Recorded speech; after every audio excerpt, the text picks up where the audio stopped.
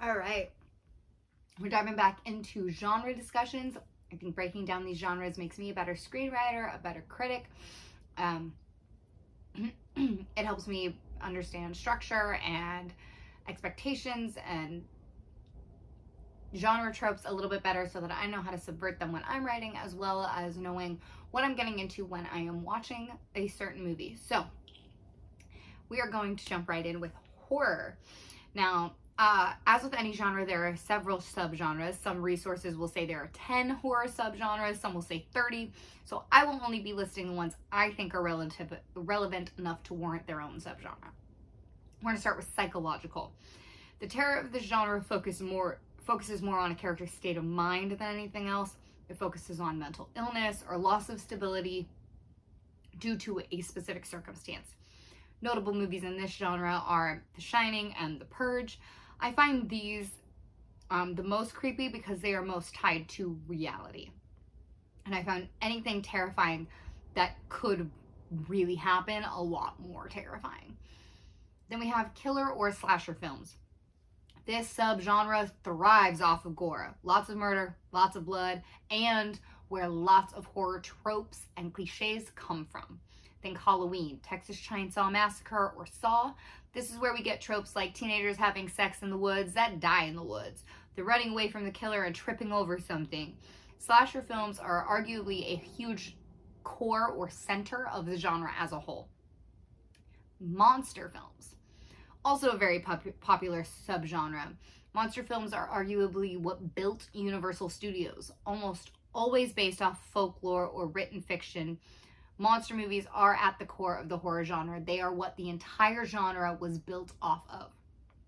Dracula, Mummy, Frankenstein, Creature from the Black Lagoon, Jaws, Godzilla, Gremlins, another huge staple of the genre. In fact, this genre is really how Universal Studios specifically made their name on monster movies. They're a classic.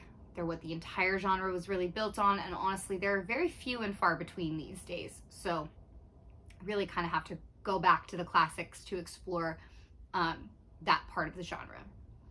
Next, we have paranormal. So this is hauntings, ghosts, spirits. Paranormal horror movies focus more on the afterlife or beings that can't move on. Occasionally, supernatural power also plays a part. Characters are imbued with some sort of ability that causes them to take out a bunch of people. Poltergeist, Amityville Horror, Carrie, Beetlejuice, not really a horror movie, but you get my point. This brand of horror plays on belief systems. So if you don't believe in ghosts, they really aren't that scary. But if you do, these kind of films can be super terrifying. Some are done really well, but this particular subgenre can get worse than the others if the movie isn't executed well. This and slasher films, I would argue, are subject to the most camp. Next, we have folk horror. Now, this subgenre is more rooted in community and how we relate to each other, or how we relate to the earth. It's more primitive and far more frightening because it is rooted in some truth. Midsummer, Lamb, the killing of a sacred deer, super side tangent, but I cannot describe to you how much I hate that fucking movie. I think this genre is also really close to the psychological one. A lot of times the plot is more of a mind fuck than anything else. Horror genre started a gajillion years ago. The horror genre started really in 1896 with a short film called The House of the Devil. It was a French silent film that was recovered by the New Zealand Film Archive in 1988. Now, in America, at least, 1920 is really when the genre started, with Universal Studios pumping out The Phantom Melody.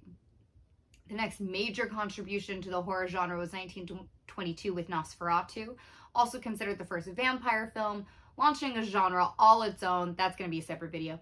It was a very, very unauthorized Dracula adaptation and later lost a lawsuit when Stoker's estate sued, getting most of the copies of the film destroyed, yet the copies that survived allowed it to become an influential film even today. The first actual adaptation of Dracula was done in 1931, and it was Universal's second classic horror monster movie, Bela Lugosi playing the title role, and continued to be typecast after the release of the film. 1931 was also Dr. Jekyll and Mr. Hyde. It's a story that spawned many adaptations and media references through the years. This movie won Frederick March an Academy Award for Best Actor, arguably the last time the Academy actually acknowledged horror movies as a legitimate genre. Now, there are plenty of horror movies that it made in... Now, there are plenty of horror movies made in the intermediate 30 years, but the next one that withstood the test of time was Psycho, released in 1960, directed by the king of suspense, Alfred Hitchcock, one of my favorite filmmakers of all time. 1968 brought us our first real zombie movie with Night of the Living Dead. It served as the blueprint for the many, many, many zombie movies and TV shows to come. This year also brought us the art house genre of horror films in Rosemary's Baby. In 1973, The Exorcist was the first horror film nominated for the Academy Award Best Picture. It was actually nominated for 10 Academy Awards as a whole, winning 2 of them. Now, we're going to take a quick break for this short rant. For the last several decades, the Academy has not dignified horror as a legitimate genre when they were once highly decorated films. Pearl was one of the greatest movies released last year. And both the film as a whole and Mia Goth were completely screwed over. Ana de Armas and Blonde were both nominated in their respective categories, despite being a sexist piece of rancid garbage that spits on the legacy and memory of a very real-life person who literally begged people not to exploit her. Played by a woman who wasn't even talented enough to shake her accent before playing such an iconic movie star, while Mia Goth, who delivered a passionate, haunting, terrifying, incredible performance in a film that was well-written, tightly paced, and full of all kinds of emotion, were snubbed. What the fuck? No, I don't think either of those things would have beaten Everything Everywhere All at Once. Do I think they should? No. Everything Everywhere All at Once should have still swept, but the nominations are important. Any credibility the Academy gained back by decorating Everything Everywhere All at Once, they immediately lost by nominating Blonde and Anna. Anyway, Jaws was released in 1975, making it the most financially successful horror movie of all time. 1978 brought Halloween, cementing the genre of slasher horror, grossing an insane amount of money and becoming the blueprint for all slasher movies to come after it. 1979, Alien became another one of the most successful horror movies of all time. It was right around here that another genre merged with horror of the sci-fi variety. So we have like science fiction horror. The original Friday the 13th was released in 1980, and it became the longest running horror franchise of all time, which is not necessarily a good thing because the later movies are bad. Really, really bad. Again, plenty of films were released between 1980 and 1991, but the next notable addition was Silence of the Lambs, also an Academy Award winner for Best Picture, Best Director, Actor, Actress, and Adapted Screenplay. In 1996, Scream did an excellent job of condensing horror tropes into a single film, successfully satirizing the genre as a whole. Scream 2 did even better by satirizing the idea of sequels to horror movies. And then they kept going and shit on the exact thing that they were satirizing in the beginning, making their entire franchise pointless. Anyway, the Blair Witch Project brought a grounded view to the horror genre in 1999 with the first-person camera work that gives me a headache, but making the horror seem all that more real for the audience. Saw furthers the slasher genre in 2004, starting a new wave of torture and horror movies. Though there are not that many groundbreaking horror movies still being made, there are plenty of incredible and innovative stories being told in the horror genre, and we're going to talk about those right now. Us and Get Out are amazing additions to the horror genre, as Jordan Peele very clearly understands the fundamentals of the genre, and as such is more than capable of adding his own twists and turns. I would like to argue that Jordan Peele is currently what the general public and M. Night Shyamalan thought he was, a king of twists.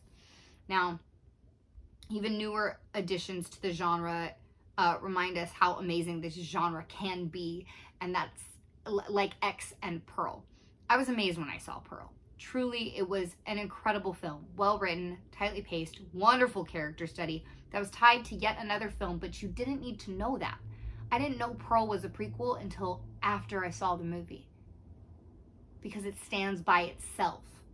That's how you tie films together. Saw, Friday the 13th, Halloween, Scream. Stop doing the rest of it. You're not the MCU. We don't want to see it. Most of us are getting real tired of the MCU's interrelated shit too. Stop doing it.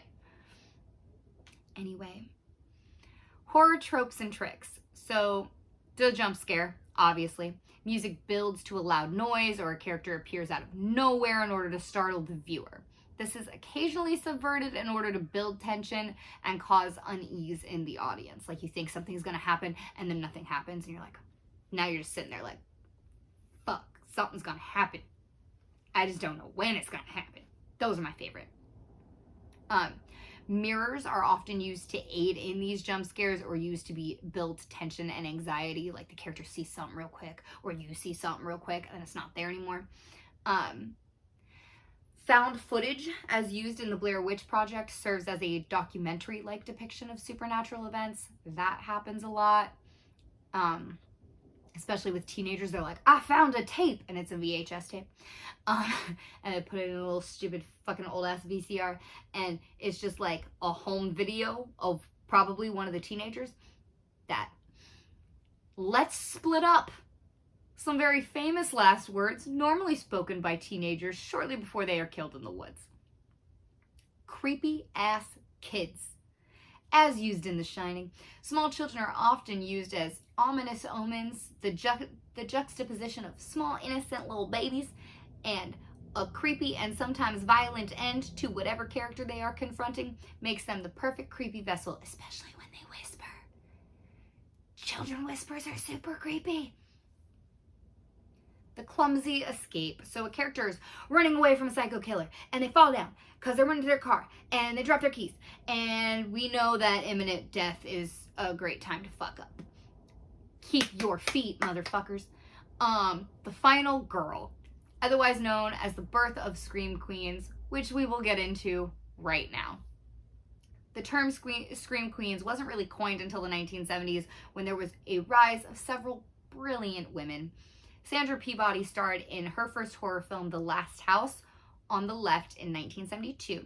The same year, she starred in Voice of Desire and 2 other horror films in 1973. Marilyn Burns starred in Texas Chainsaw Massacre in 1974, following that up with Helter Skelter and Eaten Alive. Olivia Hussey also starred in Black Christmas in 1974. And of course, the most famous of the Scream Queens being Jamie Lee Curtis, starring in Halloween, The Fog, Terror Train, and my personal favorite, Prom Night.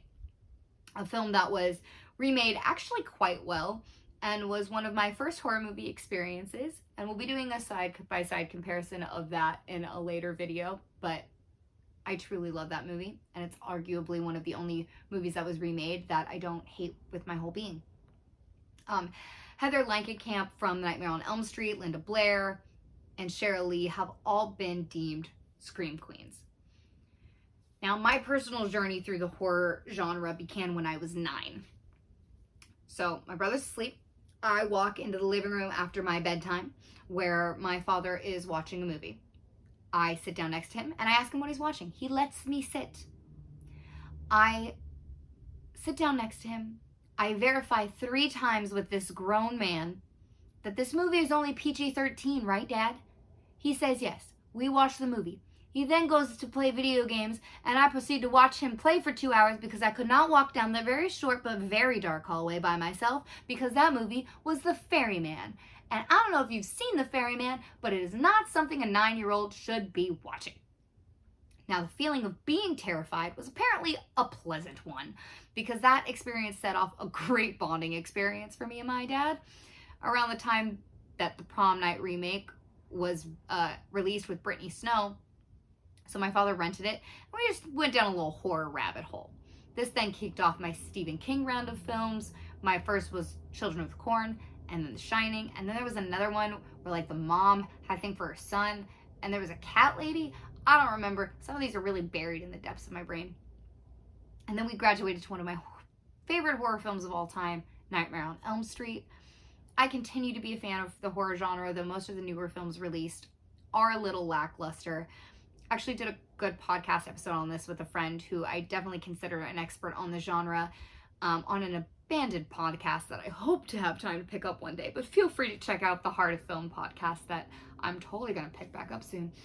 But I will also link my side-by-side analysis of the original Prom Night and the remake of Prom Night, because I think they were both really freaking good movies and they're one of my favorites. So thanks. That is the history of horror.